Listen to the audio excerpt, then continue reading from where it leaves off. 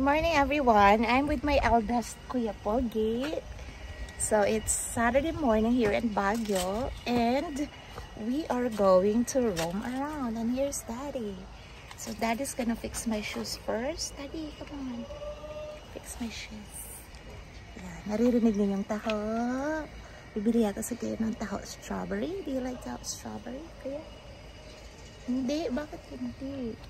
Masarap nga yung taho is strawberry. Ayan. So, it's so hot in here. Pero yung, ano naman no, malamig naman yung simoy ng hangin. Mataas lang yung araw. Ayan. So, yan yung house na na-rent namin for 1 day and 1 night. Ay, 2 days and 1 night pala. Ayan. Ikot-ikot tayo, guys. Mamaya makikita natin yung beauty of the surroundings. Ayan, so beauty of the surroundings. There. Medyo natin yan. Bilis mo mga balik, Kuya. Medyo lang ako dito, Daddy. Ayan, so we are going down na kasi yung anong nahanap na place is a little bit hilly.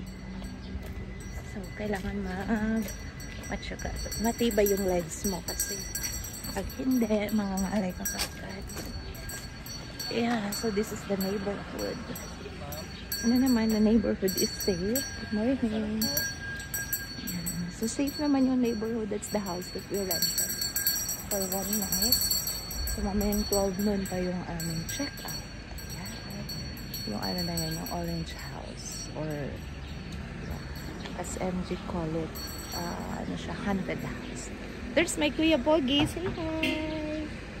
Ayan, so maglalakad lang kami palabas, pababa. We just have to wait for Dad. Doon pa siya. So, we use 3 cars going to La Union and then Baguio. So, we use Innova, then we have the van and our pickup kasi medyo madami po kami here. So, how's the trip so far, Kuya? Are you enjoying it? Which part of the trip you love the most? Night swimming. Night swimming. Alright. Ayan yung neighborhood namin dito. There.